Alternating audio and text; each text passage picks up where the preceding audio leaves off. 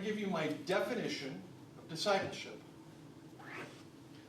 Discipleship is the artful, A-R-T-F-U-L, discipleship is the artful practice of salvation. Discipleship is the artful practice of salvation. If, in the last lecture, we talked about some of the science of discipleship, the human brain, the dancing guy video, we saw phenomenologically how this works out. If with Girard we can talk about this in terms of the disciplines that validate this larger hypothesis or theory. Discipleship, now we have to talk about the art. Because you can't talk about the science of something without talking about the art. Because that which is truly scientific, if it is to be truly human, has to also be an art form. Has to be an art form. And discipleship is an art, my friend. So we can know the science, but can we turn it into music? Can we put it on canvas, in the music of our lives, the canvas of our lives? How do we do that? Remember this ethical substratum I told you about that's out there that unites the entirety of the Christian tradition from beginning up, really up until the late 3rd century, before it all breaks apart. So for about 250 years, the church had massive doctrinal controversies over all kinds of stuff, but they were always very clearly pacifistic, always clearly oriented toward learning how to forgive sin, so much so that, as one pagan writer would comment, look how they love one another. Okay? You're not going to hear that said about very many congregations today, right? But it could be said of the early church in some places.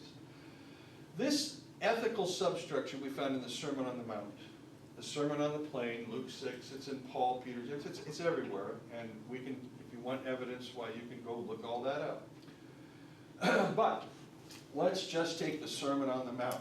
You know, blessed are the poor in spirit, blessed are those who mourn, up, down through the Lord's Prayer and forgiveness, and look at the birds of the air and don't judge each other and build on the rock, not the sand. That whole text, chapter 5 through 7 in Matthew, which becomes the major catechetical source for the education of the Christian in the early church. Now, the Sermon on the Mount has been interpreted at least a dozen different ways. There's a book by a guy named Kissinger who lays out throughout the history of the church these various ways the Sermon on the Mount's been interpreted. I want to list the 4 that you're most familiar with. The first is a literal interpretation of the Sermon on the Mount. This is practiced in the Amish and Mennonite communities. They believe that Jesus came and the Sermon on the Mount is the new law. It's a law. So you have to do exactly what it says, no more, no less. And so you can be part of the Amish and Mennonite communities and you have all this stuff in the Sermon on the Mount about non-retaliation, non-resistance, and the Mennonites won't fight. They don't go to war. The Amish won't fight. They won't go to war. They don't, you know. But they're passive-aggressive as all get out. Oh man, they have found their way to comply with the letter of the law while underneath it going. And I know I've spent the last 15 years of my life with these types of folks. So they interpret it literally, but they don't take it really seriously. That's number one. That is, they're following the external command, but it hasn't made its way into their lives. Although, I would have to say this, one of the most beautiful examples of this was back in October 2nd of 2006, about 10 miles from where we live in Lancaster, a milk truck driver went to an Amish schoolhouse, kicked all the boys out, lined all the girls up against the chalkboard and started putting bullets in their heads. Okay? And as the days passed and our county filled up with news crews from around the world. It was just bizarre. As the days passed, one Amish elder was interviewed, and that's odd to begin with because the Amish will not be interviewed, but one Amish elder was interviewed on CNN. And the broadcaster, what do you call it, the reporter, was astonished. How can you possibly forgive this man for shooting your kids? How can you do that? They were bewildered. They were like, you should be angry. You should want justice. And the Amish elder, in his very quiet way, says, every day we pray, forgive us our trespasses as we wish to be forgiven. How could I not forgive this man? Now, do you know the shooter, they had his funeral the following week. Did the Christians go? No. Who went to that man's funeral? The Amish. The money that poured into the Amish community. What did they do with it? They turned it into education fund for Charles Roberts' children. Now, one of those girls was shot and is now quadriplegic. And she requires constant care. And for years, she's had a caregiver that comes to the house several times a week and cares for her. And that's the shooter's mom. In other words, the Amish didn't let that event disrupt them as much as they did let it become an event of mercy and compassion. Boy, that's a sin, brother. There you want a definition of sin? That's a sin. But they do take the Sermon on the Mount literally, and so it becomes very wooden, in those church traditions. The second way to look at the Sermon on the Mount is to say, gosh, this was really nice stuff. This sermon is really good. It's very pretty. But Jesus only meant it for the kingdom. And so he was offering Israel the kingdom. And here's the kingdom in the Sermon on the Mount. Israel refused the kingdom. Therefore, this ethic proposed in the Sermon on the Mount, turn the other cheek, yada, yada, yada, all that, we can wait until the end, and we don't use the Sermon on the Mount as our ethic. We don't need it. It belongs only for a specific time, that of Israel.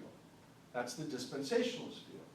The third approach to the Sermon on the Mount is to say, it's really a great ideal. We should all try and live up to it. Now that's the approach of Albert Schweitzer, Richard Niebuhr, and others who want to see the Sermon on the Mount as completely impractical. I mean, is it really realistic to forgive everybody? Is it really realistic to forgive 7 times 7? Is it really realistic to turn the other cheek? No, that's not realistic. That's not realistic. Somebody comes at you, you're going to slug them back. Right? That's how it works. It's not realistic. And that's how they get away with saying, we don't have to follow it. And then the final way that it has been completely misunderstood is in the academy. Now, if you read critical scholarly commentators on the Sermon on the Mount, if you ever have an opportunity to do this, you'll find, for example, I have a massive book on the Sermon on the Mount. Matthew's 3 chapters, 5, 6, and 7. I have a massive 800-page commentary on the Sermon on the Mount, where the scholars are getting there and parsing out the Greek this and the Aramaic that, and the historical Jesus and the Matthean redaction that, and they're breaking it up and looking for parallels. And by the time they're done, what they have is this book. It's taking the Sermon on the Mount, and it's like dissecting a cadaver, and they've got the organs scattered about and some limbs chopped off, and you can see all the pieces, but it's not a body anymore. It's just all these pieces. And that to me is one of the banes of the academy trying to come in and say, we're going to try and tell you what this means strictly up here, as though it had nothing to do with your life. So you have these. I want to offer another model. I want to suggest to you that we go back to the early church and we approach the Sermon on the Mount, Luke's Sermon on the Plain, Romans 12, 13, this whole ethical substratum as a catechesis. And a catechesis is a process. So in the early church, you were not baptized and then taught about Jesus. No, it's quite the opposite. In the early church, depending on the locale and the time, you would spend 1, 2, or 3 years, normally with a mentor, who would walk you through living the Sermon on the Mount.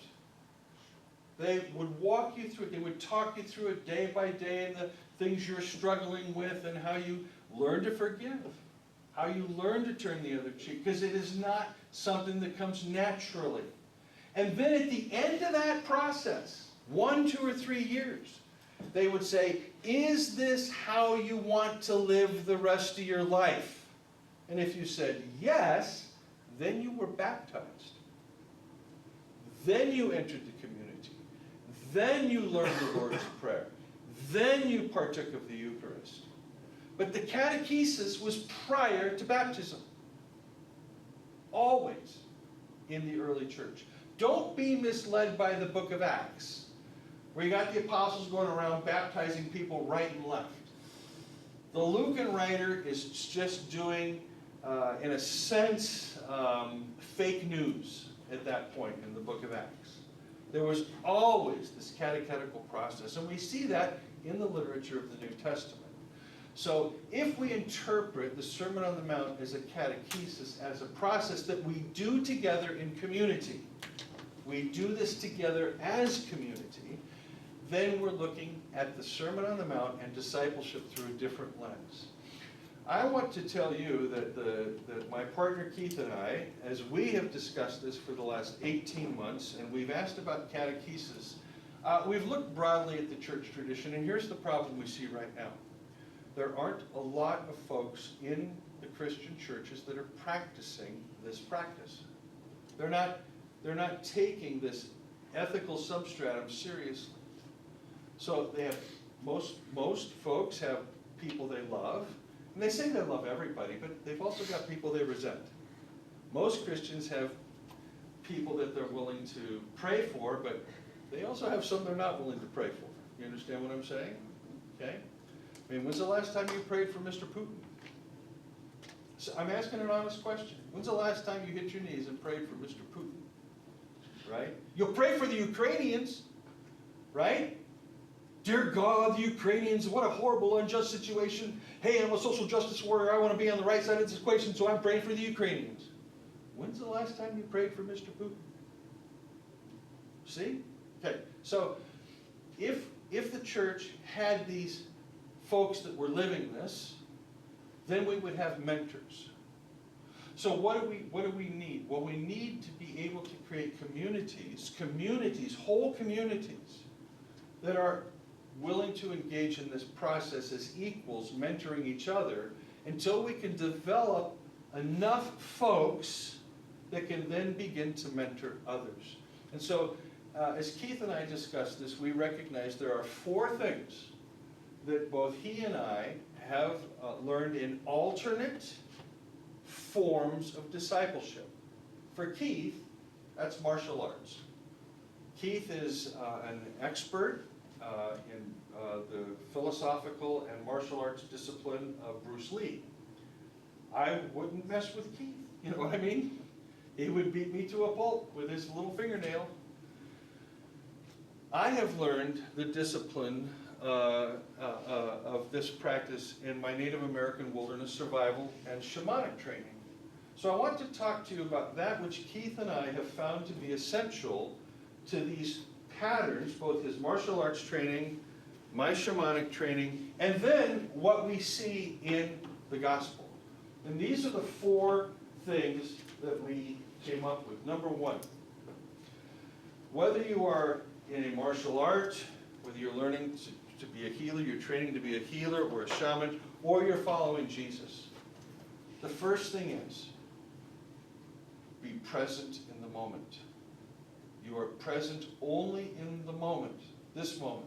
So a martial artist, as they are engaging in combat, they're only in the moment reacting to whatever's coming at them at any given moment. In the shamanic tradition, it's the exact same thing, except over here it's called awareness. Awareness is, and I'll teach you this skill in a second, but awareness is not intellectual. Awareness involves something greater than the intellect. And it can involve the intellect, but it's far greater than that. Being present in the moment means not being in the past, which is where most folks reside. They reside in the past with regrets and their failures and what they did wrong, or they reside in the future, what their hopes and dreams and wishes and everything else were. But to be in the present, to be in this moment, just this moment, right here, right now, that's a challenge. And so one of the things you learn in discipleship or in any training that involves the whole person is the need to be in the present moment, right here with one's feelings, right here, one's thoughts, right here, right now. The second thing is that all these disciplines require trust. When Keith is learning to be a martial artist with his sensei, he trusts that when they are sparring, they are going to go through an exercise and he is not going to get beaten to a pulp, right? When I'm over here doing my shamanic training, I am trusting that if I follow this particular path of things, that certain results will occur. In discipleship, I trust the Father. Now, a side note. The Greek term pistis in the New Testament, we translate as faith. I am justified by faith, not by works, or the life I now live in the flesh, I live by faith in the Son of God. Okay? Pistis is not best translated with the word faith or belief, because faith and belief are intellectual exercises. Pistis is trust. I am justified by trust. I trust that when the Father says He loves me, He loves me. I trust that when God says He's reconciled me, I'm reconciled. I trust that. And trust is essential. So being in the present moment, being trusting. The third is commitment. You cannot succeed unless you're dedicated to this. This comes back to that process of 1, 2, or 3 years. The early church required you to show your commitment to the process before they would baptize you and let you be part of the community. It's the same thing when you're learning to play the violin, learning to drive a car, or any other skill that you're going to learn. It takes commitment. And along with that, it takes patience. So if you're going to learn how to follow Jesus, it's going to require trust and commitment. And both of those, my friends, there's no foundation for. They are acts of the heart. They are not acts of the mind. The final thing that it requires is discipline. You repeat a skill over and over and over and over and over again. So those of you that learn to play guitar, well, you learned how to place your fingers, and then your fingers got really sore, and then you quit playing guitar. No, right? Or a piano, and you started learning the fingering on a keyboard, and then at some point it got too hard, and you quit. Discipline is required in discipleship because it is so easy to want to quit. And the reason that we want to quit following Jesus is not because it's hard. It's because we're scared. Fear stops us from following Jesus. So for example, if the part of the Didache is to forgive 70 times 7, or just to forgive everyone in general, how many of you are going, oh yeah, I can buy that up here, but I know people in my life I'm not going to forgive. And you're asking me to forgive them? Or I frequently get this when I go out. You're a white man. You're asking us to forgive so-and-so and so-and-so. And I'm going, okay, first of all, this forgiveness I'm talking about is not general ethics. This is ecclesial ethics. This is how we behave in the Christian community as followers of Jesus. This is not advice for society in general. Society in general cannot forgive. Society in general will not forgive. But in this body, we can practice that together. Are you with me on this so far? What that means is, let's say I have someone in my life, like my mother, who, very hard to forgive. Very, very, very challenging, right? So, how do I forgive my mother? Do I just up and say one day, Jesus, thank you for delivering me from my anger at my mom, and oh, I just forgive her, and I just walk away? Hell no. It's a practice. It's a practice that happens almost literally every day for me now, where I have to be able to say, Mom, I forgive you for what you did. It's okay, I love you, and I know you're singing in the choirs of angels, and it's all good. It's a practice. But if I don't practice it, I will carry that resentment with me every day of my life. So I have to practice forgiving people. And it's incremental. It's incremental. But the more I practice it, the better at it I get. It's like if I'm playing a violin, or a guitar, or a piano. The more I practice, the better at it I get. Church is the place we practice on each other, so that we get better at it all the time. That's how forgiveness works. Now, another part of the catechetical process is prayer. Scripture does not talk about meditation, the practice or the art of meditation. That does not mean that it is not part of the catechetical process. Prayer, we would normally define as conversation with God, right? So when we go to pray, what do? We talk, right?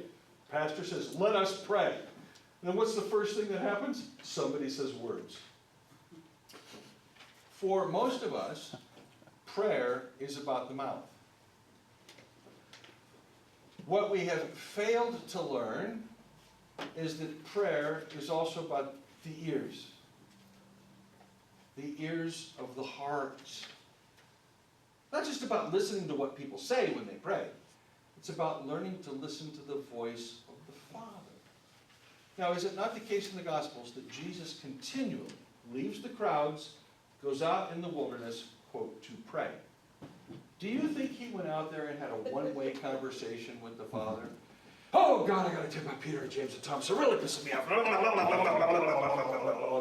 No. He takes time. He learns to quiet his mind and his heart so he can listen. So what I'd like to do, just for fun, and I think we have time, is to share just a couple of very simple techniques. You're welcome to use them, you're welcome to throw them out, you're welcome to critique them, it doesn't matter. That Keith and I have, we both use, they come from the Native American tradition of grandfathers. Anybody know Tom Brown Jr., the name? No? So I've learned my wilderness survival training from Tom, who learned it from grandfather, who was the most extraordinary Lipan Apache, wandered the Americas from the late 1870s up to the late 1960s, walked from Alaska down into Argentina, across the rainforest, met with every possible native elder tribe, elder that he could have, every tribe, the shaman, everything. As the Americas are closing up, we're putting the natives on reservations. Grandfather's going around and collecting their wisdom and their traditions. How many of you know how to make fire? Anybody can make fire? You can make fire? Bodro? Hand drill? No. What do you use? Well, it's just flint and steel. Flint and steel works, right? Yeah. But what if you don't have flint? Okay. So there are 23 ways to make fire. You know this? 23 ways to make fire. 21 of those ways are for very specific circumstances. How to make fire on a raft in a monsoon. Okay? 2 are kind of all-purpose ways to make fire. Bow drill, hand drill. In the same way, you can learn all the specialties of how to do things, but they won't benefit you unless you're in those kinds of situations. So grandfather, as he was looking at all these traditions of all and all the philosophies and the spirituality and the various different things, he was kind of a social anthropologist in a way. He said, how do I take this and find the common thing? What's common amongst the Native Americans when it comes to the practice of spirituality? And grandfather, over the course of his life, boiled it down to a couple of very simple things. That he said, number one, if the practice cannot be done by anybody, anywhere, at any time, it's not real. So let's talk about meditation. How many of you meditate? Couple. How many of you need a special quiet space? Of those of you that meditate, you need a special quiet space, or a special quiet time, or a candle, or a mantra, or some Kitaro music, or some incense, or aromatherapy. How many of you need that? Anybody? Can you meditate right here, right now?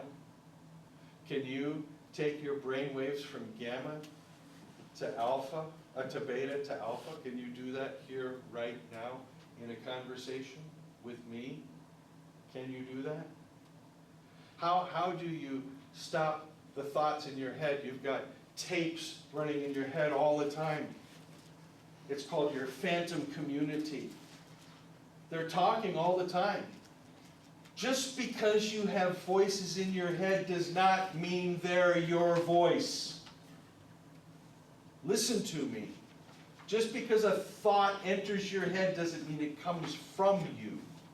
Remember, we're interdivisible, and that's also true on a spiritual level. There is stuff that just comes into your head unbidden, and you sit there and you go, where did that come from? Right? Yes or no? Yes. Okay.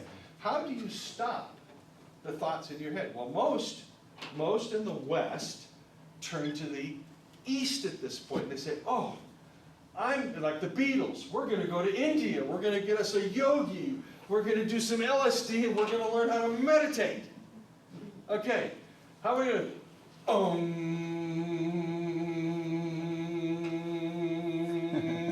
okay, does that really accomplish anything? No, it doesn't. That's why people quit meditating, because the goal of meditation is sacred silence. But most people never get there, and so they quit. Why? Because in the Eastern way of meditating, this includes Buddhism, Taoism, just about everything else Eastern, one quiets the mind by first closing the eyes, assuming a certain physical position of relaxation, and focusing inward. And we use things like mantras or beads, or we have these crutches we use to meditate. The senses are turned inward. Your mind, your brain, your five senses are on alert. Your brain right now is processing 30,000 bits of data from your five senses right now. You can only remember plus or minus 7. But your body's processing all kinds of information. How do your feet feel? Now you're thinking about your feet. You weren't thinking about your feet. How about your eyes? Your eyes itch? Now you're thinking about your eyes. Yeah. Right? Okay, so the body is just doing this massive information from the senses. When you close your eyes, you turn your senses inward, and the only thing that's in there are the voices. So now you get the challenge. You get those people that say, oh, just quiet the voice. And you get those that say, oh, just go with the voice. And there's all these techniques, but in the long run, it does nothing of that works because the senses are turned inward. Well, what happens if you turn the senses outward? Now, I don't know about you, but there for 7 or 8 seconds, I was straight into sacred silence without a thought in my head, while your thoughts were just going away. How do you do this? 1, when you are looking at me right now, you're looking at with tunnel vision. How many of you are familiar with peripheral vision? or what's known as wide-angle vision. So if you want to practice this, stand up, put your hands out to your sides so you can see your fingers here. Now you're looking at this whole sphere, this whole thing. You're focused outward on everything. I can literally see everybody in the room. He's scratching his ear. She's biting her, and his hand just moved.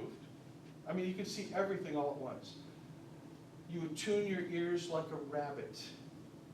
You listen in 360 degrees for every sound. But you do that, it's best done, practiced, out of doors. We call it a sit spot. So you sit in your backyard. You can go to the forest, you can go to the ocean, you can go to the beach, wherever you want. You sit down, and all you do is owl vision, rabbit ears. Now your senses are projected out. You're seeing every leaf that blows in the trees, all the birds. You're seeing the squirrel. You might see the feral cat. You've got a little spider over here. You're seeing it all at once, and you're hearing the different bird calls and how far they are and how near they are and where they're at. Your senses are pushed out. Then your mind becomes quiet, because your mind has to have something to focus on. It has to. And when you cast your senses out, you're giving your mind something to focus on that has nothing to do with thought. You're just aware. And your mind becomes quiet. So owl vision and rabbit ears in a sit spot. If that's all you practiced, it wouldn't take you that long to get to sacred silence and remain there. And the next step then is to be able to walk into a group like this and teach from that position of sacred silence, where you are listening and you are sharing.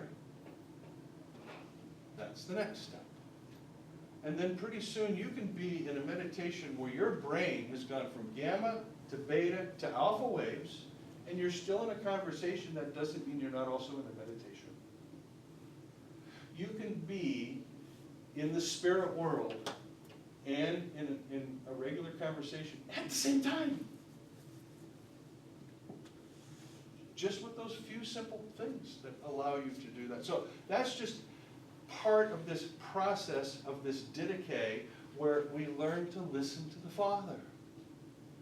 Okay? So most of us have grown up, how do you hear the Father's voice? Study the Bible. Well, that's not going to work, because there's a lot of stuff in there that's not the Father's voice.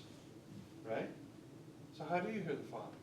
You hear the Father when you take the cultural voices, the tapes, the parental tapes, the teacher tapes, the friends, the TV shows, even the Doobie Brothers, get all that stuff out of your head, and you just settle into sacred silence.